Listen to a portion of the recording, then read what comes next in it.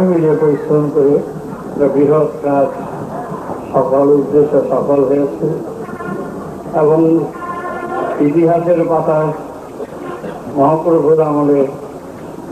এরকম জনজাগরণের শুরু, তার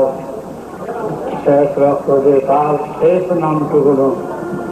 রাখতে পারা গেছে, সেই জাগরণ, সেই কথাই, সেই পুরনো দিনের স্মৃতি আবার ভেসে এসেছে চারিদিকে। তার অনেকেই দেখতে পায়নি, কিন্তু দেখা যাদের সুযোগ হয়েছে তারা বুঝতে পেরেছে যে স্বতঃস্ফূর্তভাবে তার দিক থেকে কেমন করে আবার বুদ্ধগণিকা ছোট বাচ্চা থেকে আরম্ভ করে সবাই সেই পিপিলিকার জাঙ্গালের মতন